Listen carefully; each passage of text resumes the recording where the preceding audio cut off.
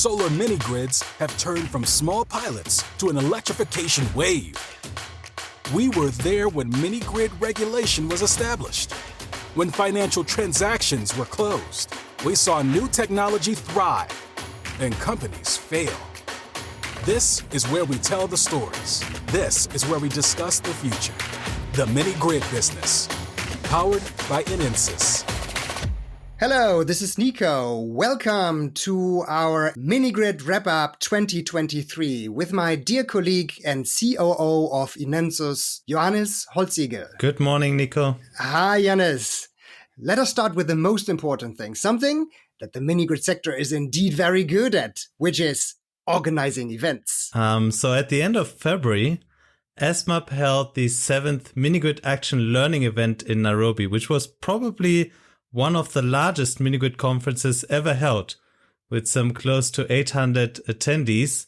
The event was split into 3 main parts, with the first day focusing on Kenya, the second day talking about other countries in sub-Saharan Africa, and the third day discussing global best practices on mini-grids. And if you remember very well, Nico, ESMAP also used this event to unveil its Mini-Grids for $500 million report with an explosion of confetti like I have never seen in the world of mini-grids. Amazing.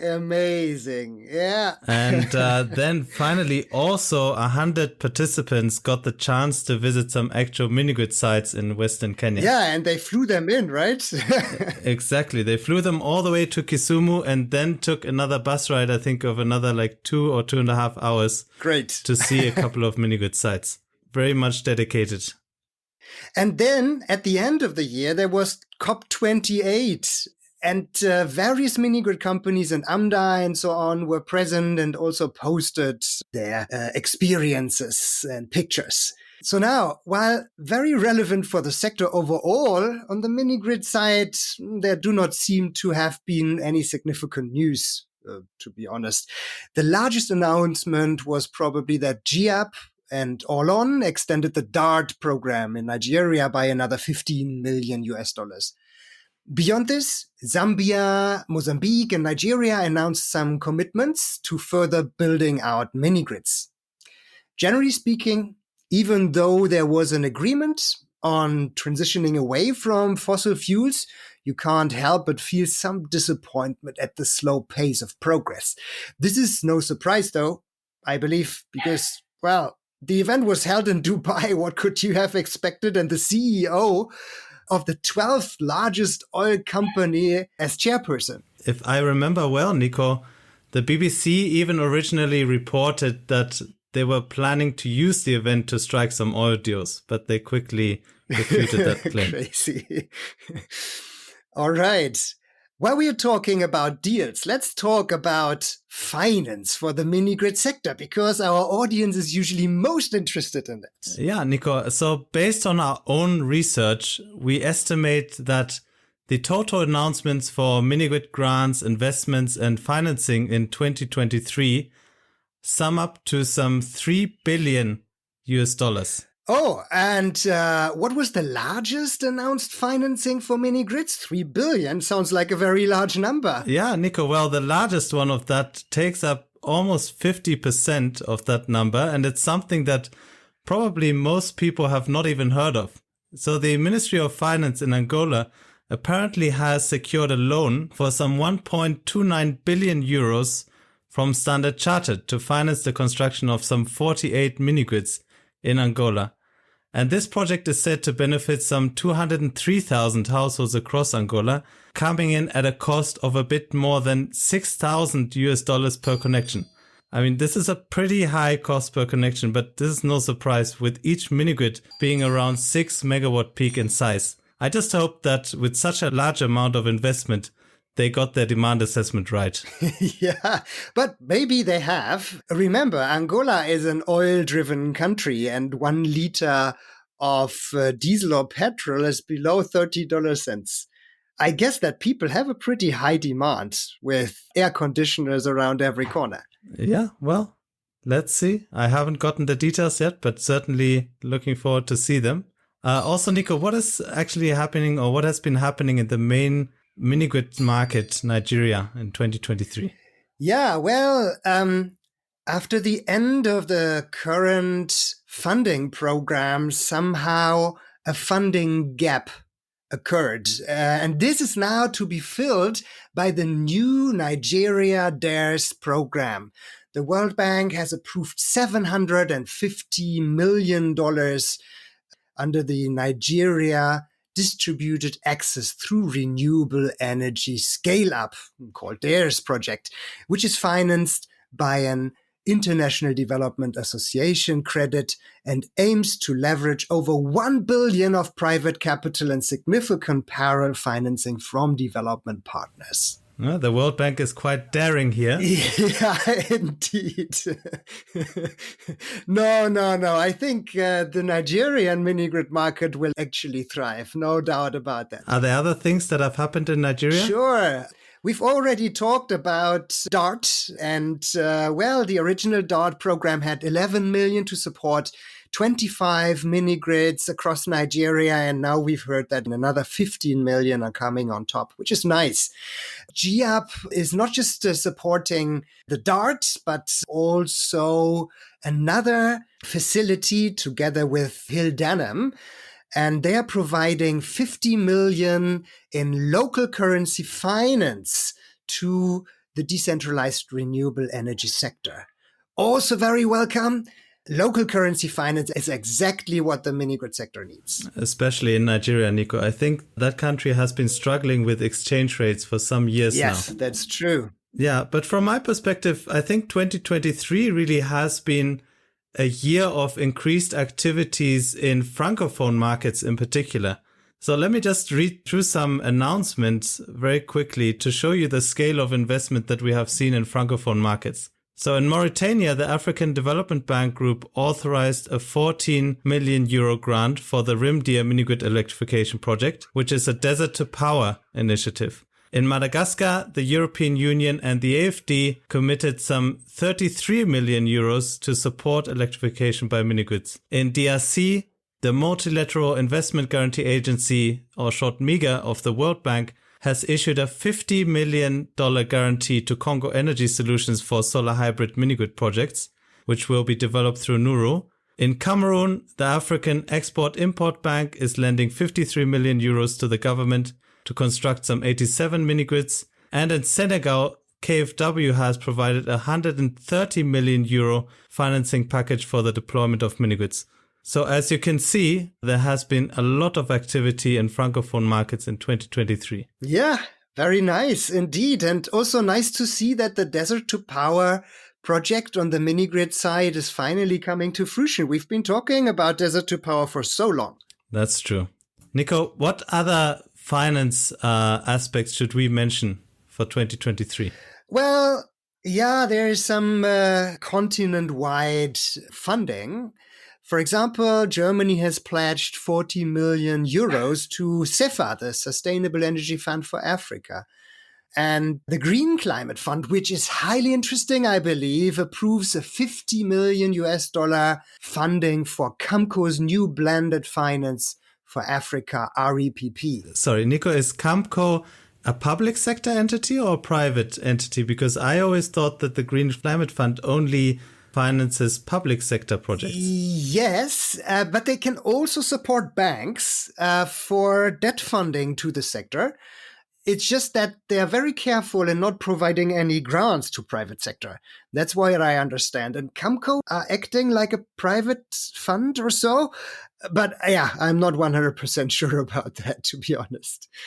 And last but not least, we have the UEF, the Universal Energy Facility, which awards $10.4 million of grant to 6 companies operating in DRC, Madagascar, and Sierra Leone. Good to see that the UEF is also starting to take off now. Yeah. And as we've heard in one of our earlier episodes, there are big plans to acquire $100 million by the end of this year. Let's see what announcement will come early 2024.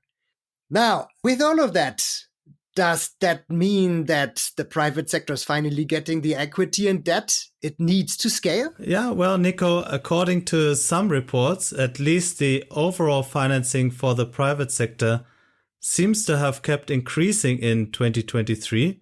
So there's a report that was published by Patrick Longmire from the Wharton School, which says that private mini-grid firms have seen record inflows in 2023.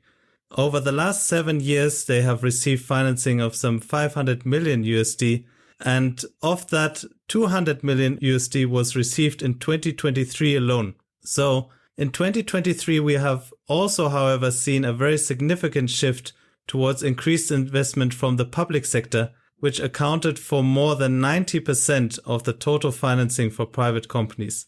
The majority of this funding has been coming from the EU, which includes Electrify, REP, FMO, and Proparco. And generally speaking, the transactions have been getting larger and more concentrated amongst a limited number of recipients, with most of the funding again going to EU-based companies. So unfortunately, not African-based companies. Yeah.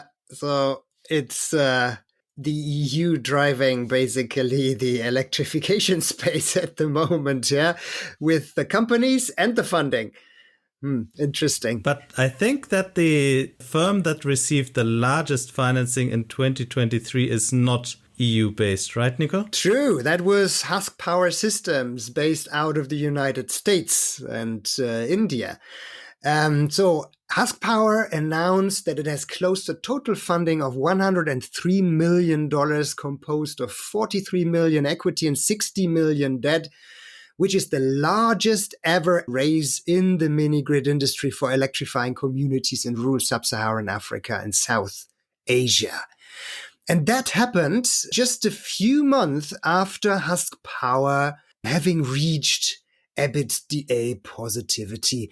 And this is a clear milestone. And we've said in other episodes before that probably everybody who can actually prove, hey, I'm EBITDA positive, I can cover my ongoing salary cost, can actually hope and count on additional funding for the company and the scaling strategy. Of course, a proper plan to finally break even financially and pay back loans and provide some return to equity investors must also be available. Yeah, let's hope that we'll get some more news in that direction in the next year. And also at the same time, let's hope really that there is still a growth in financing, because despite all this progress that we have seen in 2023, overall, I would argue that there's still not enough financing for the sector. I mean, ever since I started working in the sector, the total number of people unelectrified has been hovering between some 650 to 700 million people. And a recent analysis from IRENA again has shown that we are still at some 675 million people unelectrified. And at the same time, they also show that under business as usual scenario, so where investment is not significantly increasing over the next few years, by 2030, that number will basically still be unchanged. And some 660 million people are still expected to be without electricity. So again, we need to grow investments in the sector. More financing needs to come to the sector. Yeah, if only mini-grids were more profitable, perhaps there would be more financing. Let us see what this year has brought to the sector in terms of business models, opportunities, and achievements. The first one of those I would like to mention is Nigeria's first interconnected mini-grid. The project was built by PowerGen in collaboration with the Abuja Electricity Distribution Company and funded by the World Bank. This project has powered some 2,000 homes and businesses and industries in one of the states in Nigeria. And I believe there are also some other projects that are working on interconnected mini-grids in Nigeria. For example, the Nigerian Energy Support Program. Yeah, which we are also supporting, right? Exactly.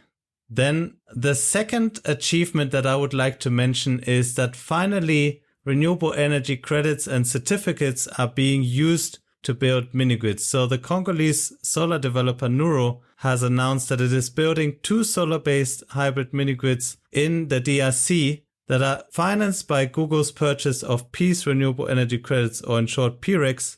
And beyond PRECs, of course, there are also other RECs initiatives like the DRECs and the recently announced Renuvia RECs, or short RECs. Nico, what other achievements have there been in 2023 with regards to business models? Well, I wouldn't call this achievement actually, but a significant change. And you just mentioned Nuru. Nuru started operating small grids, but now operates large mega grids in cities.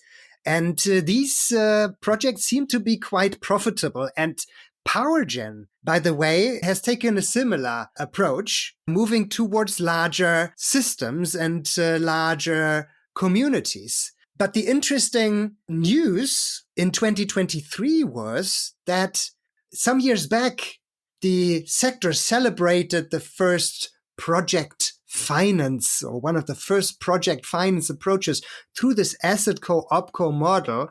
And now suddenly PowerGen is retrieving from that, telling that they want to become the utility themselves and own the assets again to reduce the complexity of their financial structures. Very interesting indeed.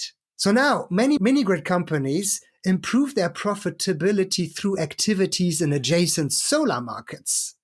What is going on there?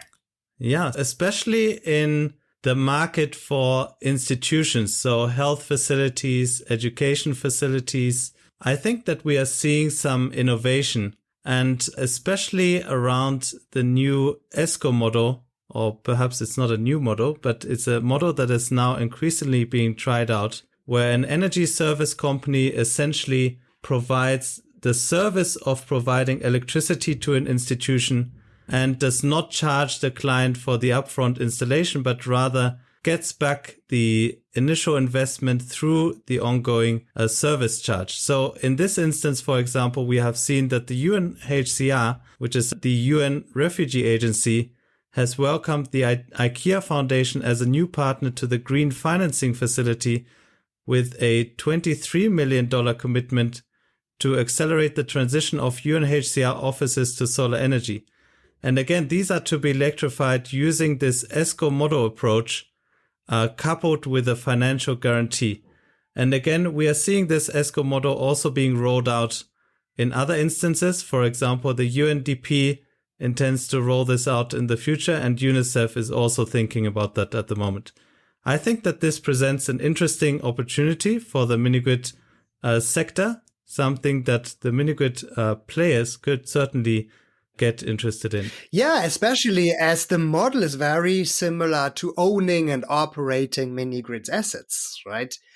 This could blend into mini-grid companies' operational and ownership models quite nicely. I think so too. Yeah, and of course, the United Nations are very reliable customers, I hope, and good payers. So therefore, this could even stabilize the cash flow. Yeah, especially when the whole approach is coupled with a financial guarantee, as I mentioned. Yeah, true. And but to innovate on all these business models, Nico, we need to get the technology right in the first place. Is there any development in terms of technology in 2023? Well, I wouldn't say technology development has made big leaps, but especially cost of generation technology has significantly decreased in 2023. Look at lithium-ion LFP batteries. Now, finally, they overtook the lead-acid batteries, probably even in 2022, but definitely in 2023. So now they are the preferred storage in mini-grids throughout sub-Saharan Africa. And the reason is that, as I said, the cost of lithium-ion battery packs has dropped significantly. Bloomberg NEF reported that there has been a price drop of 14% to a record low of $139 per kilowatt hour of lithium-ion battery packs, including battery management system and everything. Whereas I also understand this as a number that covers NMC and LFP batteries on average. And my experience, as I already mentioned in other episodes, is that LFP batteries can even have a significantly lower price than this. So therefore, Storing electricity doesn't cost much anymore. And what about generating electricity? What about the PV panels? Yeah, the PV panels have also fallen in price. We are currently seeing a price valley, so to say, with prices that are significantly below $20 per watt peak. And that significantly reduces the LCOE of the generated electricity. It looks quite good for lower cost electricity in mini grids. The only thing that is probably not reducing in price is the distribution network and potentially the meters in the long run. So now, before all this low-cost technology can be deployed, regulation must be in place. What has changed on that end in 2023, Joanis? One of the innovations or one of the new programs we have seen in regulation is that in Sierra Leone, where the regulations currently allow for cost-reflective tariffs, there have been some complaints by rural customers in particular around affordability. And to mitigate this, the government, in collaboration with Cross Boundary and GIAP, have introduced a tariff buy-down pilot for mini-grids. They also removed the goods and services tax on operators to lower the end-user tariffs. And the idea here really is to see how consumption will change based on a change in tariff. And of course, Nico, based on the early results from this program, we can see that the more you reduce the tariff, of course, the more people are going to consume electricity. But the overall budget, especially for household users, in terms of consuming electricity, does not really change. The other country was Tanzania, where they have run the experiments and came to similar results as they now get from the Sierra Leone experiment, which is quite nice to see that in East and West Africa, these price elasticity effects work in a very similar manner. Yeah, and then we have the AFUR tariff tool. AFUR, the African Forum for Utility Regulators, published the standardized tariff tool and is also working on a digital regulation tool to harmonize regulation for mini grids and tariff calculation for mini grids across the African continent. And have we seen also any new regulations in specific countries? Yeah, Mozambique has come up with a mini grid sub-regulation that was approved in 2023, including tariff regulation, grid arrival, technical norms, etc. 2 options were included for grid arrival in Mozambique, a one-off compensation option and a compensation through tariff setting, which is very interesting because this provides a little bit more flexibility to the mini grid sector also in case of main grid encroachment. And finally, there were some other highlights and lowlights also. Joanis, you may use the sandwich approach and wrap the bad news into 2 good ones. All right, let me start with the good news and then I will let you take over the bad news, Nico. So the good news is that Manoj from Husk Power has been among the top 100 renewable energy leaders as recognized by the Time magazine. So congratulations to that, Manoj. I think it's the first time that mini-grids and also people from the mini-grid sector have been officially recognized by the Time magazine, unless there were other times which we're not aware of. Please comment and let us know if this is not the case. But Nico, you take over the bad news now. Yeah, thanks, Joanis. Yeah, the bad news is that Winch Energy has become insolvent. But it seems that investor Neo T is in the driving seat of the Ugandan and Sierra Leone subsidiaries, as far as I know. And new structures will soon be sought. And therefore, this insolvency has not actually generated any larger waves yet. All right. Nico, I will also let you wrap up with some good news. Thank you. Very kind of you, Joanis. 2023 has seen a new AMDA CEO. Lamide is turning AMDA finally from a white people's club to an entity that even African governments could take seriously. And with that, I think we can close our session today and look into 2024 with a lot of hope and a lot of trust that 2024 will generate new record highs for the mini grid sector. Thank you, Joanis. Thank you so much, Nico. Bye-bye. Bye. This episode of the Mini Grid Business has been brought to you by INENSUS, your one-stop shop for sustainable mini grids. For more information on how to make mini grids work, visit our website, inensus.com, or contact us through the links in the show notes. The Mini Grid Business, powered by INENSUS.